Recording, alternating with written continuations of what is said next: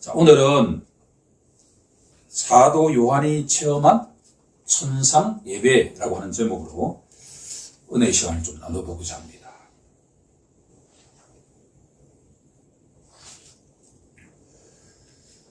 요한계시록 3주차에 적어드렸습니다. 원래 성경에는 장과 절이 없다는 것 다 알고 있죠. 오늘 본문 4장과 5장은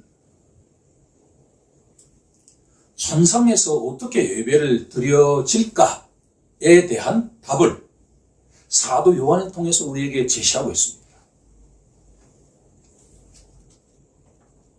주일날이 되면 성경이 계시하기를 누군가 문 밖에서 우리에게 하나님께 함께 예배하러 가자라고 권면하는 분이 계신다라고 하는 거예요. 볼지어다, 요한계시록 3장 20절이죠. 볼지어다, 내가 문 밖에 서서 두드리노니, 주일이 되면 우리 눈에 보이지 않지만 누군가가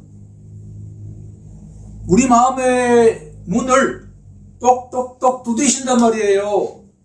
누구자라고 하면서 예배하러 가자라고 권면하고 있다는 이야기예요.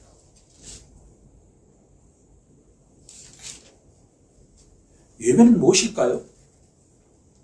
우리가 일상적으로 너무나 익숙한 예배가 무엇인가라고 하는 것을 성경은 우리에게 주님의 초대에 응하는 것이다, 그런 이야기예요.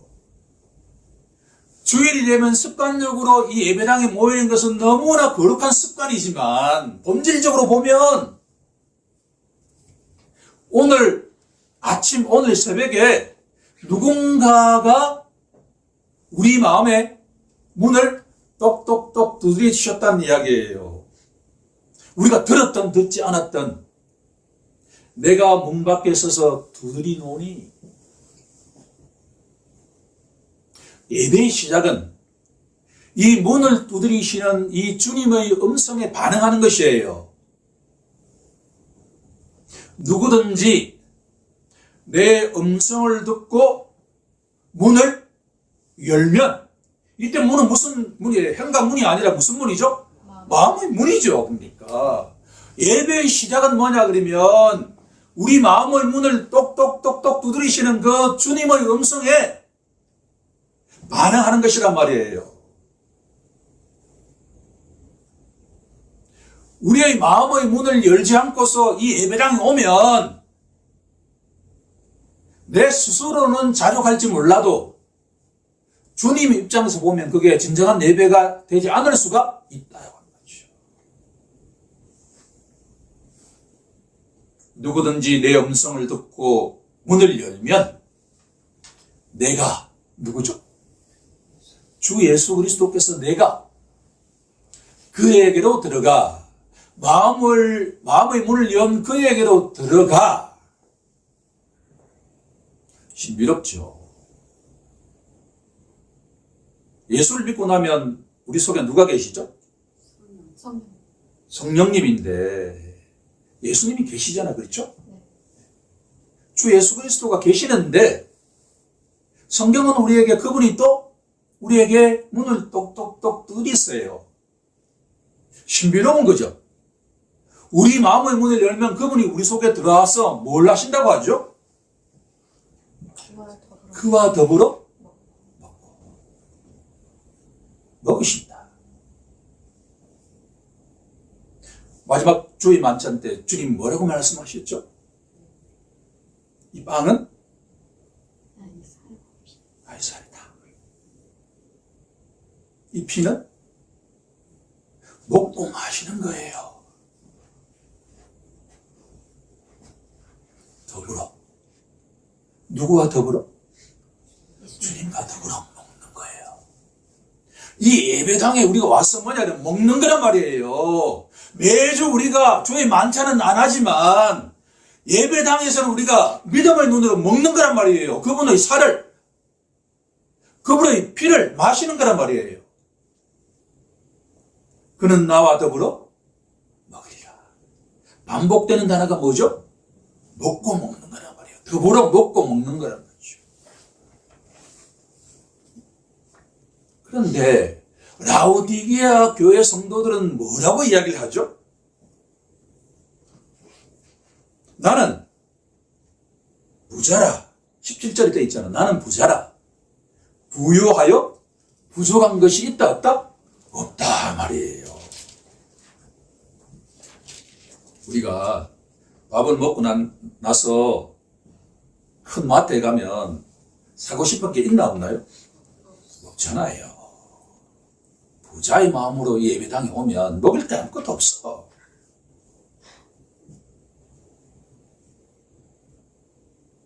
복은 누구에게 임하죠?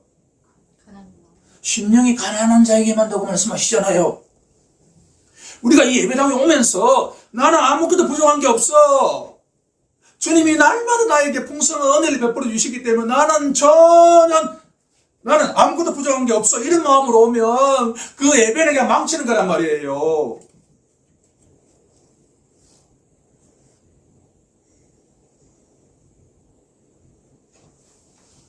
우리가 언제 예배를 통해서 은혜를 가장 많이 받죠?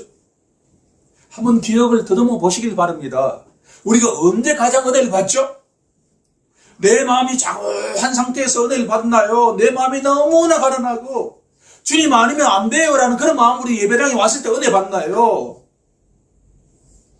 똑같은 음식을 먹는데 말이에요. 짜장면을 먹는데 배가 고픈 상태에서 먹는 거하고 육개장을 먹고 난 뒤에 짜장면 먹은 맛이 있나 없나 말이에요. 없잖아요.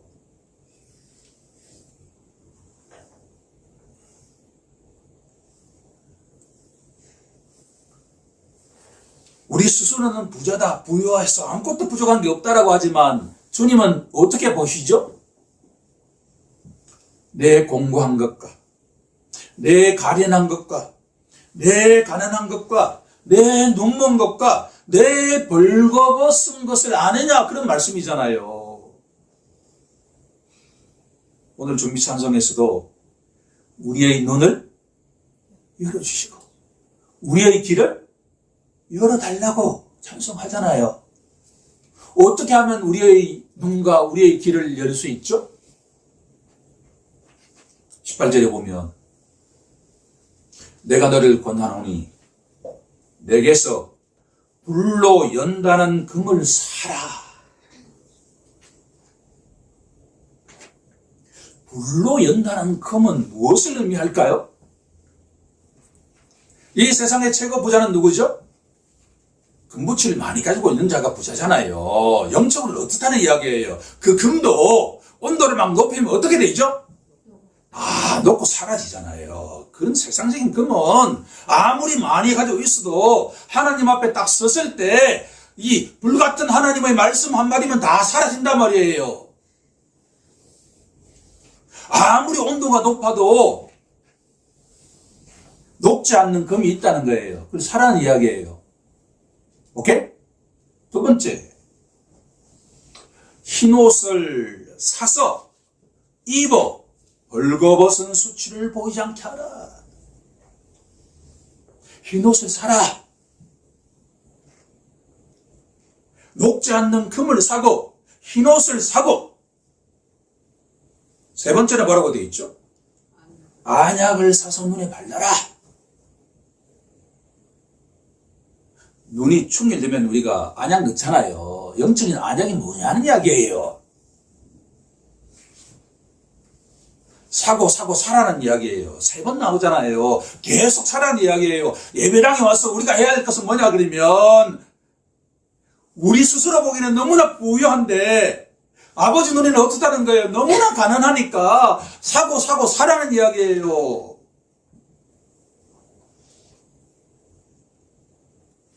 이사야서 한 구절 확인하고 넘어가죠. 이사야서 55장 너무나 중요하니까 제가 또 한 번 이야기를 하겠습니다. 이사야서 55장 1절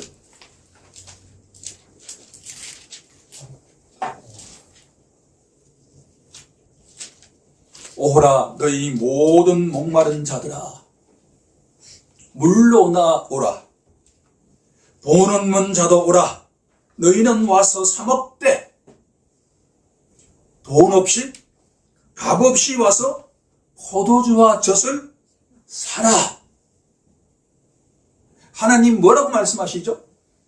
사야 되는데 어떻게 산다는 이야기죠? 돈 없이 값 없이 공짜로 산다는 이야기예요. 이게 복음이에요.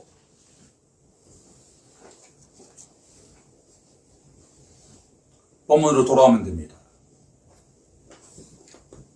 불로 연단한 금을 사서 부유하게 되고 흰 옷을 사서 입어 벌거벗은 수치를 보이지 않게 하고 안약을 사서 눈에 발라보게 하라. 우리의 눈과 우리의 귀와 우리의 수치심과 우리의 가난함을 어떻게 하면 살 수 있다는 거예요? 누구한테 나아가면 된다는 이야기예요. 예수님께 나아가면 그분이 우리에게 모든 것들을 다 제공해 주신다는 이야기예요.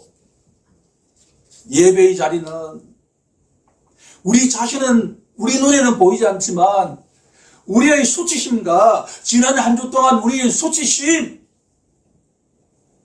우리가 보아야 할 걸 보지 못하고 보지 않아야 할 걸 본 것, 우리가 듣지 않아야 할 걸 들었던 것, 그 모든 것들을 다 뭐예요? 주 예수께 나아가서 그분에게 강구하면 그분이 어떻게 한다는 거예요? 공짜로 주신다는 이야기잖아요. 이게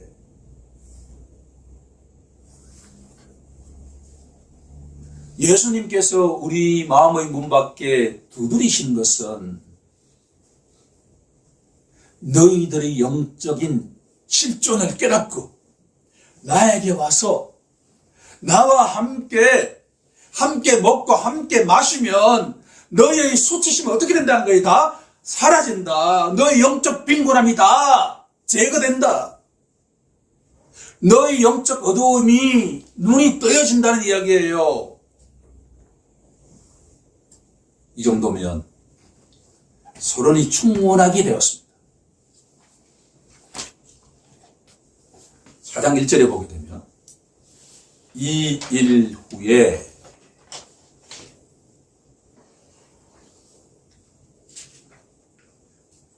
사도 요한계시록에서 이 날짜는 두 번째 주일을 의미합니다.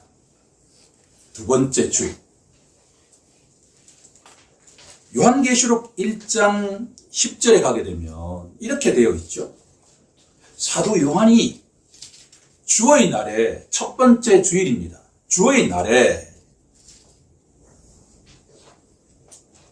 이 일 후에 사도 요한이 말이에요. 두 번째 주일날 어디로 인도함을 받느냐 그러면 어디로? 저 천상으로 인도함을 받았어요. 그리고 난 뒤에 천상 예배를 목격하게 되었다라고 하는 거예요. 누구를 데리고 갔을까요? 사도 요한 혼자 간 게 아니라 지금 누구를 염두에 두고 있죠? 바로 앞에 어떤 교회가 있죠? 라오디게아 교회를 향해서 지금 메시지를 전달하고 있단 말이에요. 어떤 자죠? 라오디게아 교회는 하나님께 하나도 칭찬을 받지 못하는 교회예요. 칭찬할 구석이 하나도 없어. 그런데 그들을 향해서 예수님께서 손을 잡고 천상으로 데려 가십니다. 우리 교회 성도들에게도 동일하게 우리에게 던지는 메시지입니다. 너희들이 사도 요한이 본 것을 보아라 라고 하는 거예요.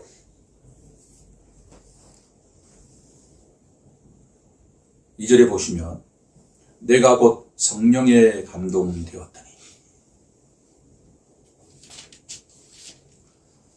요한계시록 1장 10절에도 주의 날에 내가 성령에 감동되어서.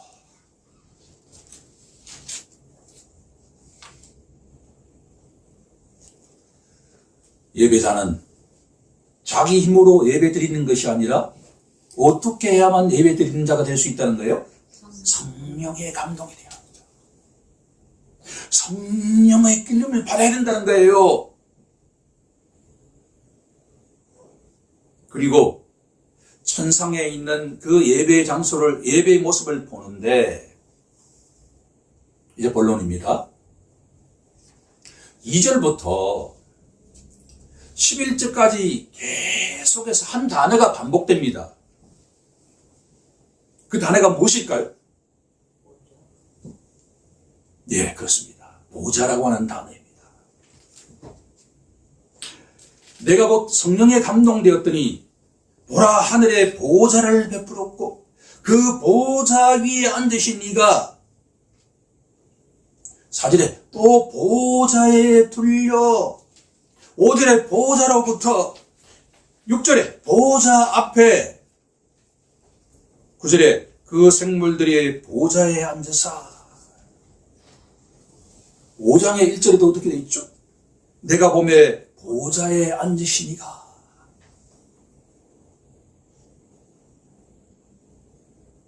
예배의 첫 번째 내용은 뭐냐 그러면 누구를 바라보아야 한다는 거예요. 보좌에 앉으신 하나님을 바라보는 것이다 라고 하는 거예요.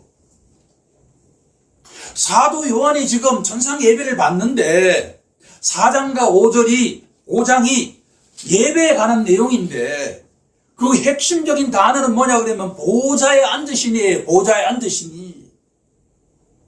오늘 우리 모두에게도 보좌에 앉으신 이를 바라보는 축복 임하기 간절히 원합니다.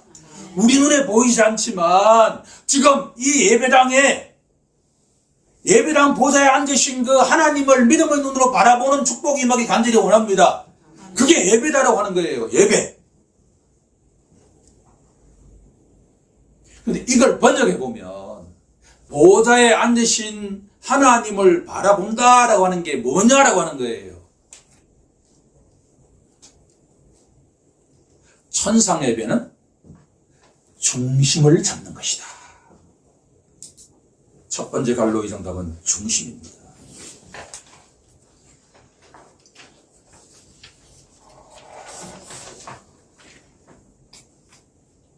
지난 한 주간 개인마다 가장 많이 듣고 많이 본 것은 다를 수는 있지만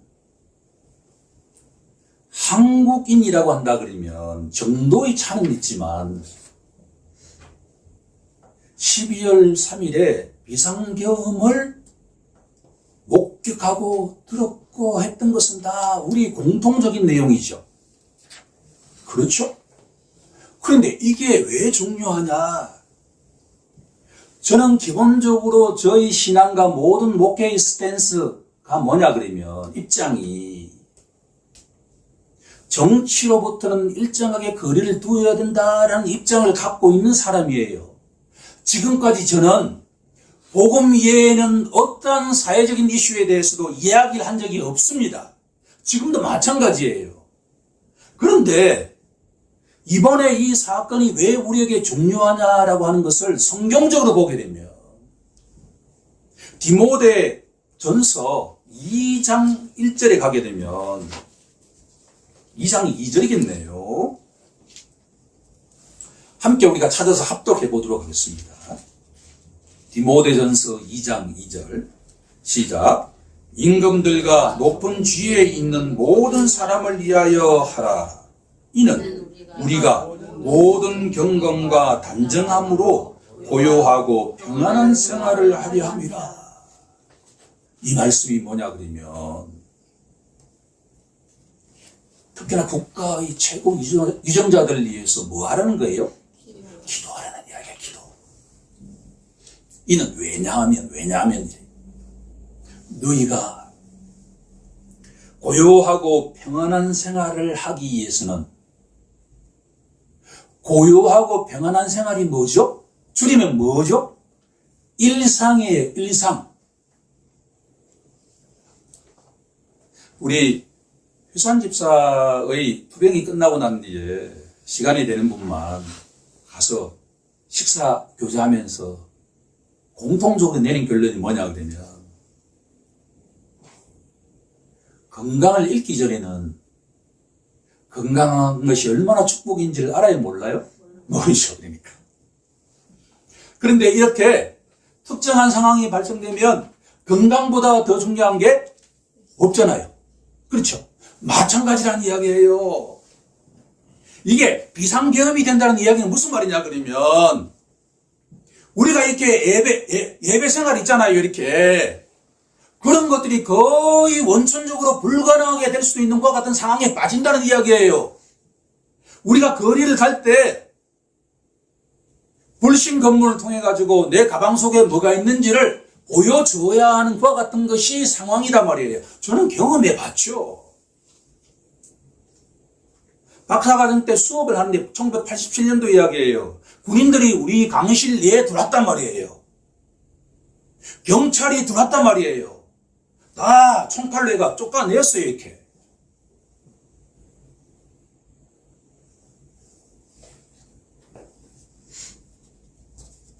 저는 이 문제에 대해서 제 입장을 강요하는 것도 아니고 중요한 것은 뭐냐 그러면 우리 개신교 성도들도 진공 상태에 사는 게 아니에요.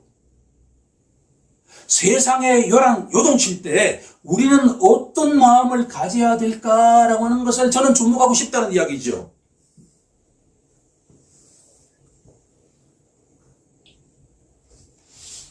저는 절망했는 게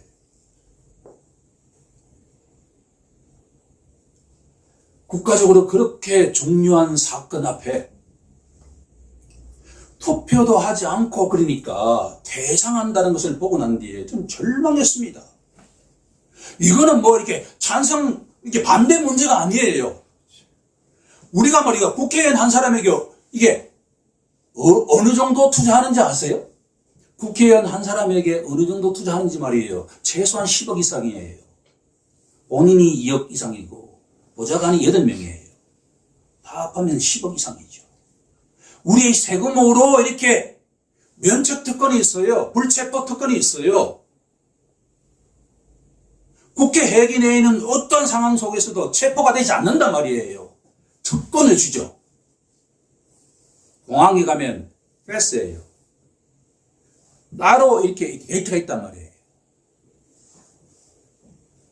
왜 우리가 세금을 10억 주죠? 이렇게 중차대한 사건 앞에 본인이 양심을 가지고서 가부를 결정하면 될 거 아니에요. 근데 그것도 하지 않고 다른 데 가 있다? 그거는 우리 청소년들에게 어떤 메시지를 주죠? 나의 이득을 위해서는 어떠한 상황 속에서도 거부할 수 있다는 이야기잖아요.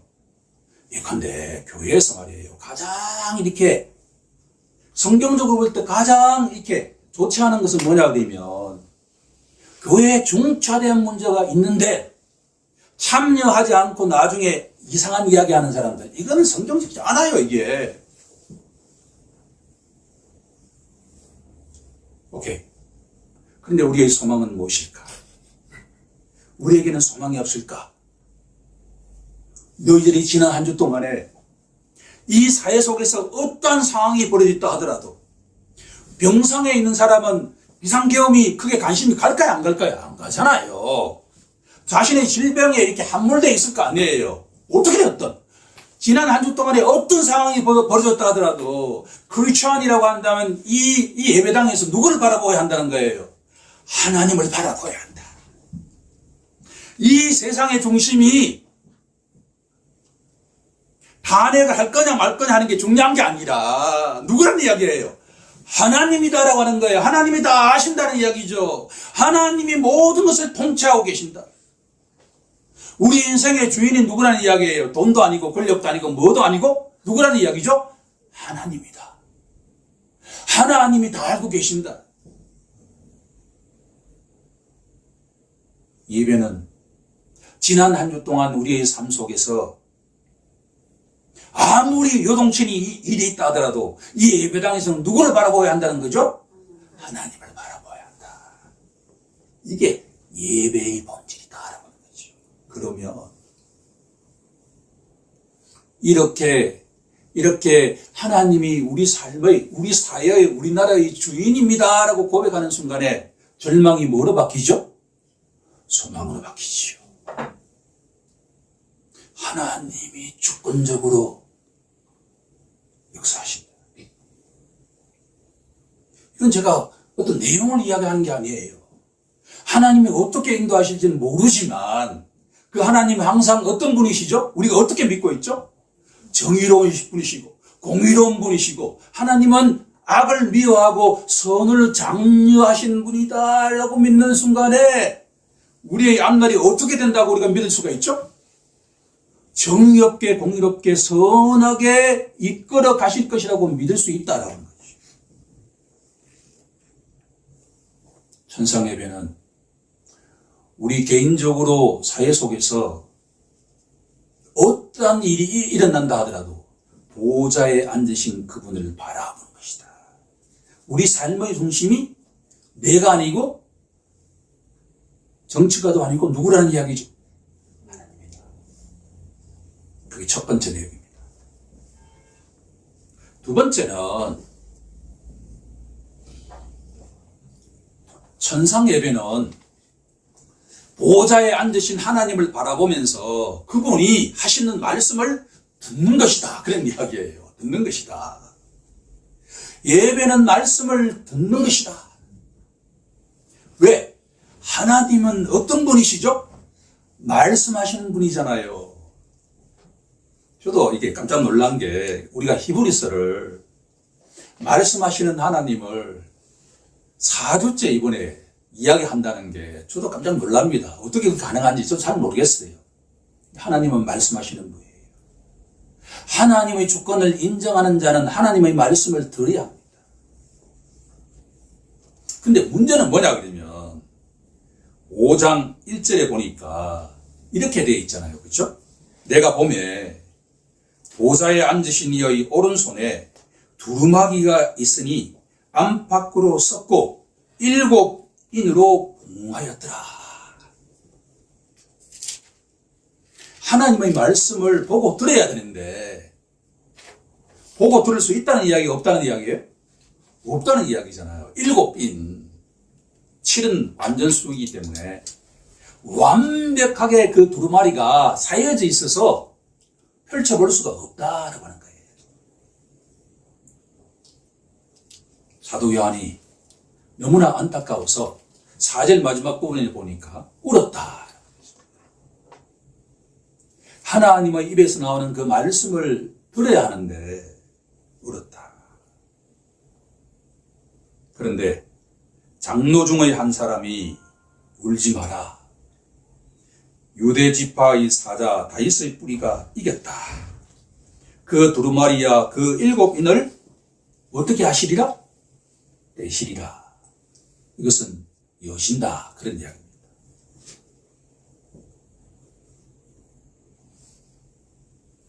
말씀을 듣는 것은 누구를 통해서 들을 수가 있죠? 예수 그리스도를 통해서 듣게 되죠.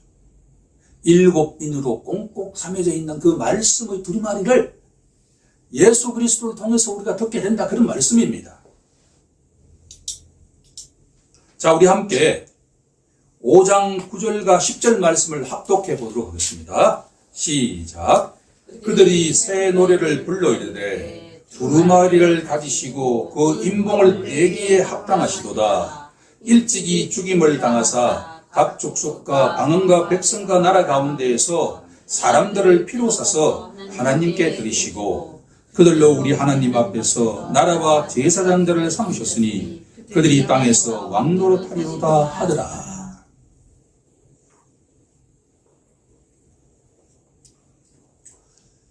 예수님을 통해서 우리가 듣게 되는 말씀은 뭐냐 그러면 바로 사람들을 피로 사서 예수님의 보혈을 통해서 사서 하나님께 드리는 행위다. 그런 이야기죠. 오늘도 우리가 이 자리에 나와서 하나님의 보좌를 바라볼 때 하나님께서 우리에게 말씀을 선포하시고 주시는데 그 말씀이 바로 우리 각자를 어린 양의 보혈로 사서 하나님께 바치는 것이 바로 예배의 행위다. 그런 이야기입니다. 이제 마지막 세 번째로 한번 나아가 보도록 하겠습니다. 천상 예배는 아멘으로 화답하는 것과 같은 행위다라고 합니다.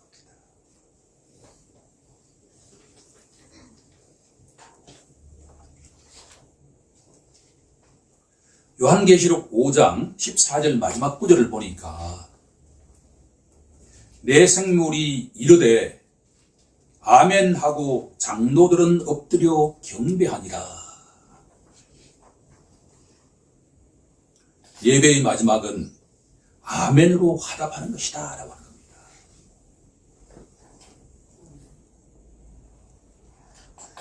우리가 예배 가운데 말씀을 선포하고 그렇게 하다 보면 개인에 따라서 좀 다르지만 우리 교회도 점점 아멘의 소리가 좀 커지는 것 같습니다. 제가 보기에.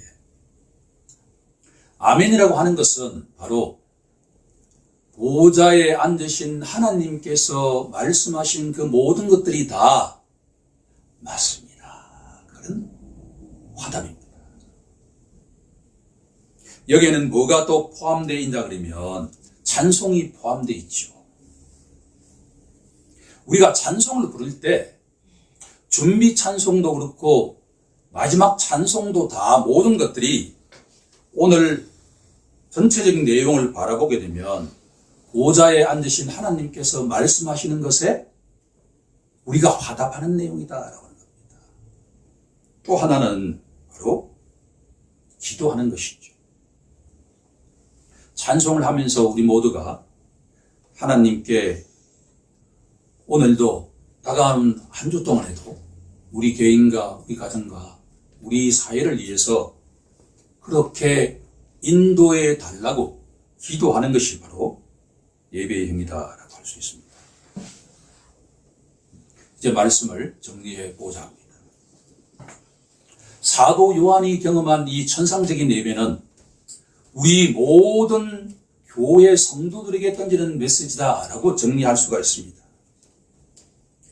예배는 우리 삶의 주인이신 하나님이라고 하는 것을 우리가 날마다 깨닫고 그분이 말씀하시는 것을 듣고 그 말씀에 아멘으로 화답하는 행위가 바로 예배다라고 하는 것을 인정하는 우리 모두가 되길 간절히 소망합니다. 우리 다 함께 이 말씀에 화답하는 것과 같은 기도를 하나님께 올려드리겠습니다.